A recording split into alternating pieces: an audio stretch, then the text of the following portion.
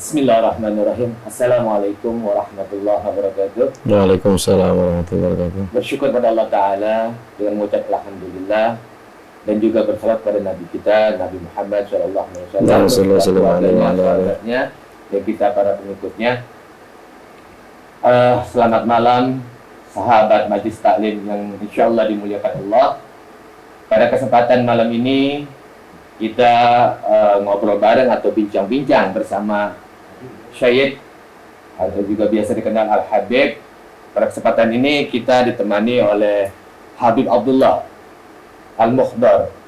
Selamat malam, Bib. Assalamualaikum. Waalaikumsalam warahmatullahi wabarakatuh. Sehat ya? Sehat, alhamdulillah.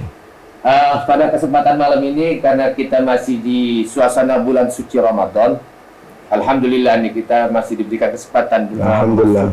ikut di tahun ini Ramadan kita. Alhamdulillah. Jadi begini, Bib, banyak yang harus kita pelajari secara harfiah. Karena kita tidak mau setiap kegiatan beribadah itu hanya terkesan ikut-ikutan. Iya, betul. Momen. Habis ini momen Ramadan. Ramadan setelah itu momen Idul Adha, Haji dan sebagainya. Nah, kita harus menggali kembali, Bib, agar kami-kami yang belum memahami atau kurang memahami bisa lebih yakin, lebih hakiki mendapat dan lebih nyaman, lebih khusyuk dalam menjalankan ibadah kita. Iya. Begitu ya, Bib ya. Baik, Habib Abdullah ini saya perkenalkan sedikit. Beliau adalah salah satu pengajar atau pengasuh Majlis Taklim Sofail Mahabbah. Ya, lokasi di mana, Bib, lokasinya? Larangan. Di Larangan. Larangan itu kota Tangerang. Tangerang kota ya. Tangerang kota. Baik. Beliau juga sebagai pemilik yayasan Babul Hasan. apa namanya itu, Bib? Babul Hasan Indonesia. Babul Hasan Indonesia yang insya Allah juga akan mendirikan pondok pesantren rencana kita. Iya, insya Allah. Majelis pondok pesantren di daerah Cidokom, insya Allah. Oke, majelis pondok pesantren. Baik, kita bicara tentang puasa dulu, Bib ya. Oke, boleh. Puasa. Jadi dengan puasa ini berdasarkan dalil itu surat Al-Baqarah ayat 183. Iya, betul. Yang berbunyi a'udzubillahi minasyaitonirrajim, bismillahirrahmanirrahim. Ya ayyuhalladzina amanu kutiba alaikumusiyam kama kutiba alal ladzina min qablikum la'allakum tattaqun. Nah, ini menarik, Bib. Jadi ayat ini sering baca tetapi perlu dikaji dan dipahami. Iya. Ya. Kalau kita uraikan dari dari awal, di situ ya ayyuhalladzina amanu, berarti ya orang beriman. Iya. Ya, toh? Yang di ujungnya setelah beriman, lah udah takut, takwa. Nah, di tengahnya ini kan unik nih. Gitu kan? Apakah perintah puasa ini ada di zaman baginda Nabi atau di luar baginda Nabi? Maksudnya Nabi sini Rasulullah ya, Bib ya? Ya. Karena digajikan atas kamu seperti orang terdahulu yang sebelum kamu kan gitu. Nah, makna terdahulu juga kita harus tahu nih, Bib. Apakah ini terdahulu ini bukan zaman kita, zaman baginda Nabi atau zaman sebelum baginda Nabi? Kan gitu, Bib. Gimana, Bib, baiknya gitu? Yuk. Bismillahirrahmanirrahim. Alhamdulillah, salatu wassalamu ala Rasulillah Maulana Muhammad ibn Abdullah wa ala alihi wa sahbihi wa mawala. Yang pertama yang kita harus luruskan adalah berkaitan panggilan Allah Subhanahu wa taala sebagaimana yang Pak Haji tadi sampaikan, yaitu dengan ayat ya ayyuhalladzina amanu. Jadi Allah taala menyatakan panggilannya kepada orang-orang yang beriman. Jadi bukan di situ adalah panggilan orang-orang yang Islam saja, akan tetapi panggilannya itu adalah orang-orang yang beriman. Ya ayyuhalladzina amanu. Panggilan tersebut adalah Allah memanggil orang-orang yang beriman, berarti kapasitas keimanan seseorang itu lebih daripada keislamannya. Kalau Islam, sebagaimana status yang umum kita pahami, yaitu di KTP, yaitu statusnya Islam. Gitu. Apakah setiap orang yang Islam itu beriman? Tidak. Belum tentu ya? Belum tentu. Melainkan yang iman, insya Allah udah pasti Islam. Oleh karena itu, panggilan puasa ini adalah panggilan orang-orang yang beriman, yang memang mengimani dan meyakini, kalau bahasa kita, jiwanya yang dipanggil oleh Allah Subhanahu wa taala. jiwa yang dipanggil, karena keimanan itu adalah berkaitan dengan jiwa. Gitu. Oleh karena itu dilanjut daripada ayatnya, ya ayyuhalladzina amanu kutiba alaikumusiyam, diwajibkan atas kalian berpuasa. Gitu. Nah, apa itu puasa itu? Puasa sendiri secara harfiahnya itu adalah al-imsak. Al-imsak itu artinya menahan. Menahan dari suatu kebiasaan yang awalnya diperbolehkan, ada masa dan waktu yang mana khususnya di bulan suci Ramadan, kita nggak boleh makan, nggak boleh minum, nggak boleh berhubungan badan suami istri di siang hari atau di pagi hari atau di waktu berpuasa. Terus kemudian tidak boleh juga sebagian ulama, khususnya untuk ulama-ulama fikih, untuk memasukkan hal-hal yang semacam kayak katembat di rongga hidung, kayak telinga, terus kemudian terlalu banyak kumur-kumur yang sifatnya bisa menyebabkan daripada batalnya puasa itu sendiri. Gitu, kayak semacam yang umum akan tetapi jarang juga orang pahami, yaitu dengan pakai katembat atau sesuatu yang sekiranya masuk sampai ke rongga dalam. Ketika sampai ke rongga dalam, walaupun itu enggak kenyang, kalau bahasa kita kan kenyangnya apa gitu, maka itu menjadi satu pembatalan di dalam puasa tersebut ya. Kalau batal puasanya ya sama halnya dia tidak berpuasa. Terus kemudian yang kita juga garis bawahi sebagaimana Pak Haji tadi sampaikan atau yang ditanyakan tadi adalah perihal yang namanya siapakah sih yang disebut oleh Allah SWT, yaitu orang-orang terdahulu. Orang terdahulu itu adalah karena ayat ini adalah ayat yang turun kepada Nabi Shallallahu Alaihi Wasallam. Kayak gitu. Otomatis Allah SWT sampaikan yaitu keadaan orang-orang terdahulu itu adalah zaman sebelum Nabi. Sebelum Nabi. Iya, bahkan periwayat daripada ahli sejarah menyatakan yang pertama kali berpuasa itu Nabi Allah Nuh alaihissalam. Kayak gitu. Bahkan ada sebagian ulama yang berpendapat semuanya itu pernah berpuasa. Karena arti berpuasa sendiri adalah menahan. Menahan yang mana menahan itu dari sesuatu yang sifatnya itu menjadi ketergantungan kita. Kayak gitu. Itu adalah sama halnya dengan puasa. Akan tetapi ada kalanya puasa atau menahan tersebut itu sebagaimana di bulan suci Ramadan kita mendapatkan langsung pahala karena itu adalah perintah dari Allah Subhanahu wa taala yang diturunkan oleh Nabi Shallallahu alaihi wasallam. Ada juga orang yang di luar Ramadan dia menahan, contoh dia biasa makan dengan sambal, terus dia nahan nggak makan sambal, atau dia biasa mempunyai kebiasaan makan harus dengan kerupuk, terus dia nahan, coba nggak mau pakai kerupuk dulu kayak gitu. Menahan semacam itu adalah bagian daripada riyadhah atau ritual dia sendiri untuk mengobati daripada sifat ketergantungannya dia. Begitu juga dengan adanya Allah Ta'ala turunkan yang namanya Ramadan, diadakannya Ramadan, sebagaimana setiap tahunnya kita alhamdulillah mengalaminya atau diperintahkannya, maka hal yang demikian itu adalah hikmah yang besar. Jadi kalau ditarik lagi bahwasanya ujung daripada ayat itu la'allakum tattaqun. Yang dimaksud bertakwa di sini ini nanti ujung daripada taktakun atau menjaga, artinya menjadi orang-orang yang bertakwa. Itu secara terjemahan secara syariatnya. Adapun secara hakikat yang dimaksud bertakwa itu dia bisa menjaga Tuhannya. Oh gitu. Ya. Bagaimana cara hamba? Bagaimana cara hamba menjaga Tuhan? Yang ada biasanya hamba. Ya. Cara jaganya adalah dia menjaga daripada pandangan yang diperintahkan oleh Tuhannya. Pandangan yang diperintahkan. Iya, dia menjaga terus dan menyadari segala sesuatu itu terjadi atas kehendak Allah. Itu cara kita menjaga akan kesadaran. Jadi gini, cara menjaganya Allah terhadap kita dengan maunah, pertolongan.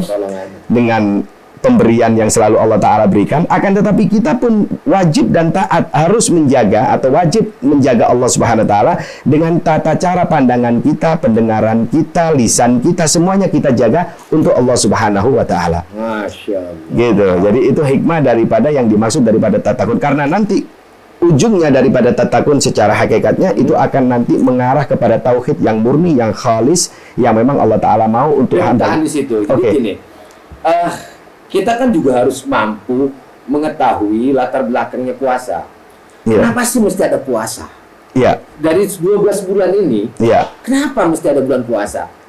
Karena gini, kalau orang yang tidak memahami, kalau puasa-puasa orang zaman dulu yang tidak paham lah ya, kita anggap tidak paham, tidak ada pengetahuan tentang agama ini. Jadi dianggap ini puasa ini suatu bentuk yang tidak baik, tidak bagus, yang merepotkan, yang menyusahkan. Gitu kan? Kenapa barang kita harus dijolimi, disakiti, tidak mestinya makan, tidak makan, yang mesti minum, tidak minum, dengan jangka waktu jam panjang dan berhari-hari. kenapa? Kita juga belajar, mengetahui lah. Iya. Mengetahui kenapa lahirnya dalam 12 bulannya ada bulan Ramadan kan? Iya, gitu, betul, kan? betul. Terus 30 hari lagi. 30 hari gitu kan. Oke. Kan luar biasa dia. Betul. Unik. Betul. Jadi untuk jawabannya adalah sebagaimana kita ini jasad ini bagaikan robot. Istilahnya jasad ini adalah yang mana selalu berjalan. Oke. Jadi di situ ada perut, ada kita punya pendengaran, ada otak, ada oksigen dan lain sebagainya, ada darah, tulang, sumsum dan lain sebagainya. Ini butuh ada kalanya yang Allah Ta'ala perintahkan di bulan suci Ramadan, hikmahnya itu supaya kita bisa ada berhenti di situ. Oke. Jadi dikelolanya perut, dikelolanya makanan setiap harinya, itu kalau saya berandai-andai seandainya perut atau lambung manusia ini bukan buatan Allah, mungkin buatan yang lain gitu, itu mungkin lebih cepat rusak. Karena menggilingnya makanan itu hampir aktivitas kerjanya itu bisa hampir 24 jam, nggak ada berhenti. Kayak gitu. Oleh karena itu sampai-sampai Nabi SAW anjurkan di dalam sahur, tasahharu fa inna fi sahari barokah, bersahurlah karena di dalam sahur itu barokah. Ternyata di jam itu menurut kedokteran adalah jam yang paling tepat dan bagus untuk seseorang itu ada asupan. Gitu. Adapun nanti kayak makanan yang kurang sehat itu malah ba'dal isya atau mungkin dari jam 5 bahkan dokter bilang sampai nanti menjelang itu. Jadi ini kan yang penelitian pada zaman sekarang ini menemukannya ternyata Nabi SAW udah lakukan 1400 tahun yang lalu sebelumnya. Jadi itu keajaiban umat Nabi SAW. Jadi disuruh sahur tujuannya barokah. Barokahnya apa? Untuk menyehatkan daripada jasmaninya kita. Berarti kalau berdasarkan ayat tadi, ayat Al-Baqarah di surat Al-Baqarah ayat 183 itu berarti puasa itu milik orang-orang muslim, orang-orang yang beragama Islam. Ya, kalau kita tinjau daripada untuk agama kita. Adapun yang saya pribadi mengetahui Buddha, Hindu itu juga berpuasa. Punya puasa. Dia punya puasa. Mungkin jadi tata cara beda. Ya, tata cara beda dan kalau saya perhatikan ibadah ritual agama Islam itu yang mendekati, yang mereka non-muslim pun itu banyak melakukan, itu puasa. Iya, kalau yang contoh mereka sembahyang tidak sebagaimana sembahyangnya kita. Tapi kalau yang namanya puasa, ya dia tidak makan, tidak minum. Mungkin mereka memahami juga kali, Bib, ya. Pasti. Fungsi daripada puasa itu adalah akan menyehatkan badan dia dan pasti. Orang tahu juga akan jadi sehat. Pasti, iya. Nah, oke. Jadi kalau menurut ajaran kita, siapa sih yang diwajibkan berpuasa? Apakah setiap orang? Iya. Kan mungkin ada tata cara dan sesuatunya. Pasti, nah, siapa aja tuh orang-orang yang diwajibkan berpuasa? Oke, untuk di kita sebagai umat Islam, umatnya Nabi Shallallahu Alaihi Wasallam, yang pertama adalah syarat daripada berpuasa itu harus Islam. Syaratnya pertama dia Islam. Ya, maksudnya syarat di sini ini agar keterima oleh Allah Subhanahu Wa Taala. Jadi dia harus Islam. Yang kedua adalah akil, yaitu orang yang balik. Pertama balik, dia udah bisa dikatakan kalau secara secara umurnya udah 15 tahun kayak gitu, atau kalau enggak dia udah tanda-tanda baliknya sudah ada, ya yang perempuan udah haid ya, terus kemudian keluar mani dan lain sebagainya. Terus kemudian setelah dia balik akil, dia harus berakal. Karena tidak sah seseorang yang melaksanakan puasa itu dengan hilangnya akal. Kayak gitu. Oleh karena itu harus dia berakal. Kayak gitu. Sebagaimana syair juga menyatakan orang yang berakal itu yang mana sih? Orang yang berakal itu al-aqilu huwa taqi. Orang yang berakal itu dia yang bertakwa. Sejago apapun dalam dia berdiskusi, berdialek, terus kemudian dengan berdialog dengan sangat pintar, contoh begitu, dengan mungkin sekolah yang sangat tinggi, dia punya intelektual yang tinggi, akan tetapi ketika dia yang disebut berakal menurut pandangan sisi agama kita, yaitu kalau dia nggak bertakwa ya dia belum berakal. Iya, karena dia harus bertakwa tadi, kita harus memahaminya bahwa bertakwa dia bisa menjaga dirinya, kayak gitu. Ya, menjaga Allah Subhanahu Wa Taala, iya, kayak gitu. Jadi menjaga akan kesadaran dirinya kepada Allah Subhanahu Wa Taala, itu cara kita untuk menjaga Allah Subhanahu Wa Taala. Bagian kayak gitu, sehingga pandangan, pendengaran, penglihatan, semua aktivitas gerak-geriknya itu dia nggak melupakan daripada Sang Pencipta itu sendiri. Nanti muatan daripada intisari daripada puasa ataupun setelah daripada melaksanakan puasa Ramadan itu yang kita harapkan itu untuk mendapatkan daripada predikat yang semacam itu. Iya. Karena kan gini, Bib. Kadang-kadang nih kita punya anak, katakan ada usia 5 tahun, ada yang usia 10 tahun, usia 15 tahun, kita bikin angka 55 aja biar gampang gitu ya. Nah, Kalau tadi biasanya balik tuh di apa ya namanya 15 tahun, usia 15 tahun tuh udah bisa dikatakan itu udah mesti balik kan gitu ya. Karena juga ada yang balik di bawah umur itu. Ya, pasti. Nah, kalau umur 5 tahun itu kita berlakukan untuk puasa gitu. Apakah itu bagian rasa syukur kita terhadap ayat itu, terhadap anak kita ya? Ya. Gitu. Kita perintahkan dia juga untuk menyelarasi daripada ayat tersebut agar dia ikut berpuasa. Kan begitu. Nah, apakah kita ini, karena kan sekarang banyak sekali di peraturan-peraturan yang nantinya bagaimana ke kitanya dalam mendidik anak kan begitu. Nah, ini dalam rangka mendidik anak ini, apakah Islam memperbolehkan di usia 5 tahun yang belum dia balik kita memberikan perintah itu untuk dia berpuasa juga? Jadi gini, ketika di saat kondisi seorang anak yang memang belum daripada akil balik, maka itu memang tidak ada kewajiban untuk berpuasa. Tidak ada kewajiban. Tapi kita sebagai orang tua wajib memperkenalkan, memberitahu bahwasanya ini adalah bulan suci Ramadan. Yang dilakukan di dalam bulan suci Ramadan itu adalah puasa Ramadan. Terus kemudian ada salat tarawih. Terus kemudian di situ ada tadarus Al-Qur'an. Terus di situ ada banyak juga memperbanyak daripada amal soleh, karena bulan ini adalah bulan yang disucikan oleh Allah Subhanahu wa taala, bulan yang dimuliakan oleh Allah Subhanahu wa taala. Kita perkenalkan anak kita kalau bisa di bawah daripada 5 tahun. Oh gitu ya? Iya.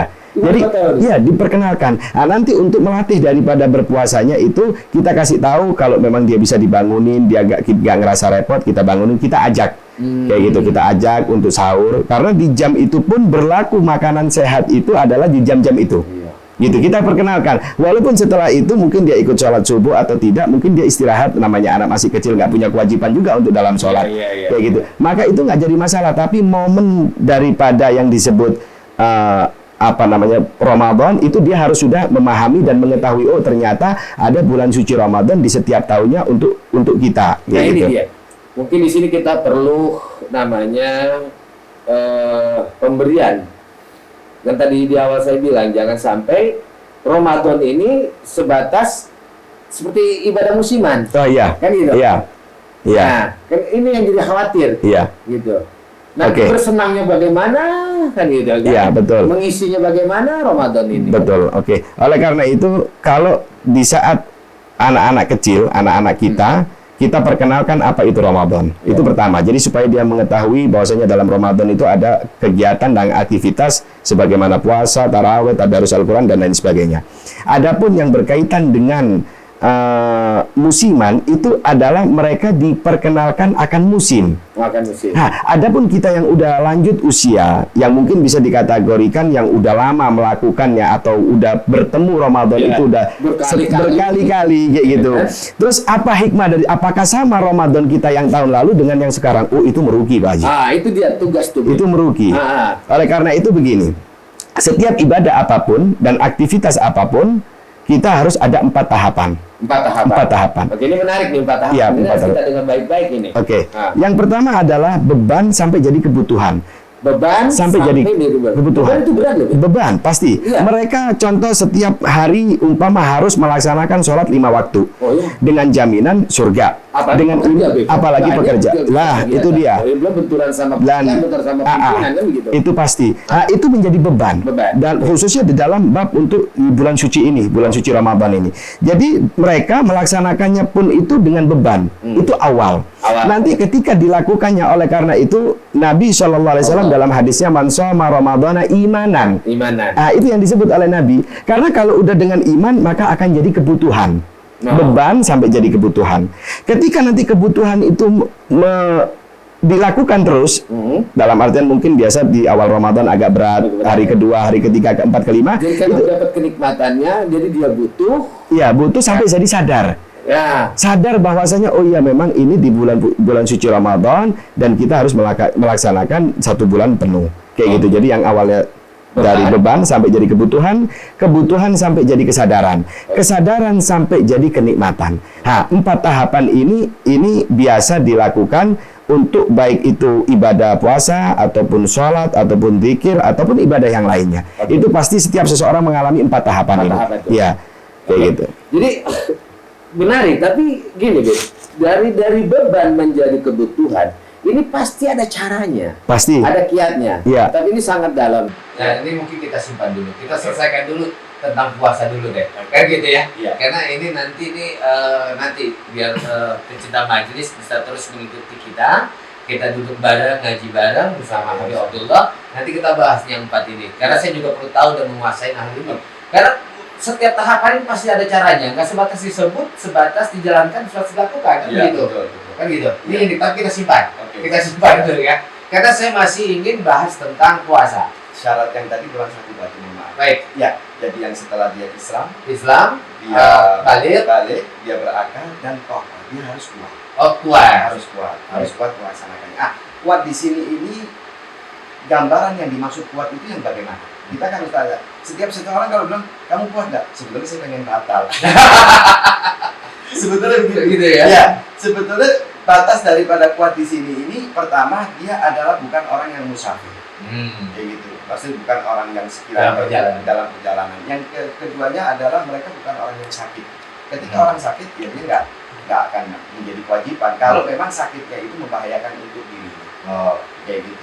ada luar biasa kompensasi atau kemudahan ya Iya. di dalam puasa ini ya. Sangat. Iya. Jadi Setiap orang yang ibadah apapun, insya Allah ada. Ada ya? Iya. kalau dia mau mempelajari, dia Mau mau mengerti. Nah, itulah kebijaksanaan Allah Subhanahu Wa Taala. Hmm. Jadi Allah Taala mempunyai sifat yang bijaksana, maka kebijaksanaan pun itu berlaku setelah hukumnya. Setelah hukumnya. Oh. Oke, selaras ya. Tadi kita bicara anak-anak dalam rangka kita didik untuk memperkenalkan bulan Ramadan Iya. dan dia berpuasa. Berarti kan kalau anak-anak itu kan pandangan saya pribadi, terlepas itu kalau bicara pahala, ganjaran itu hak Allah lah. Kita nggak usah Betul. berarti ke situ ya. Betul, Ya. betul. Nah, jadi berarti puasanya ada tingkatannya dong ya? Pasti. Pasti ya? Pasti. Kayak anak kecil itu kan tingkatnya bagaimana? Iya, Ya, kadang kami dari jam 9 dulu baru dia kasih makan. Ah. Yang awalnya mungkin jam 7 udah sarapan. Nah, kayak gitu. Terus Dirubah kadang- kan iya, caranya. Iya, dirubah caranya. Hmm. Dirubah cara itu adalah bentuk daripada supaya dia tidak menjadi yang begitu-begitu aja. Maksudnya nggak menjadi yang ya di luar daripada kebiasaan. Kebiasaan dia. Kebiasaan. Oke. Jadi tadi kembali menahan yang tadi Iya. pagi dia mesti minum susu. Iya, dia harus nahan. Dulu kan. Di kadang-kadang bisa kadang kasih orang tuanya kasih sampai jam 12. Jam 12, Ya, gitu. dulu. Kalau orang bilang puasa beduk ya. Puasa beduk kayak gitu ya. Padahal hampir semua sholat ada beduk biasanya kan. Kayak gitu. Nah, kalau itu kan puasa beduk hampir lima kali buka berarti nih. Nah, oke. Dalam ada orang yang mengatakan kalau orang yang puasa begini tingkatannya seperti ini. Iya. Nah, kalau orang puasa yang begini tingkatannya begini. Kalau yang ketiga katanya tingkatannya puasa begini akan begini. Itu gimana, Bi? Iya. Jadi pertama puasa itu punya 3 tingkat. Tiga Yang tingkat. saya pahami itu saya ada 3 tingkat. Yang pertama puasanya orang awam. Hmm. Puasanya orang awam itu mutlak murni bahwasanya dia menjalankan daripada aturan-aturan yang sebagaimana yang memang dia lakukan di dalam bulan suci Ramadan. Hmm. Baik itu yang harus dia lakukan bagaimana, yang membatalkannya bagaimana dia nggak kerjakan, terus kemudian dia juga biasanya menambah daripada sunnah-sunnah kayak gitu. Setuju nggak kalau dirubah seperti standarisasinya aja? Ya, gitu? standarisasi. Standar, Memang oke. standar Standar banget aja ya? gitu. Jadi dia nggak makan, nggak minum, nggak berhubungan, udah selesai. Selesai. Adapun yang tingkatan ketiga adalah puasanya orang khawas. Hmm. Khawas itu artinya puasanya orang khusus. Oh. Dia bisa menjaga daripada amarah, jaga hatinya, jaga pandangannya, jaga lisannya, dan semua daripada hal-hal yang berkaitan dengan hati. Kayak gitu. Kayak sebagaimana Nabi SAW mengatakan, kam min sha'imin, kata Nabi. Laisa lahu min syai'in illa al-ju'i wal 'atas. Berapa banyak orang yang berpuasa itu cuma hanya dapat haus, dapat lapar. Kayak gitu. Merugi, sangat merugi. Kayak gitu. Hanya cuma dapat itu aja. Kayak gitu. Kenapa kok ada hadis yang menyatakan itu dari Nabi SAW? Dikarenakan puasanya sah, akan tetapi tidak mendapatkan fadilah dan Oke, silakan. Amin.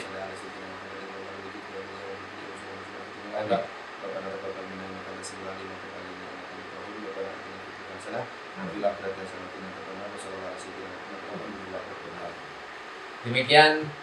Wassalamualaikum warahmatullahi wabarakatuh.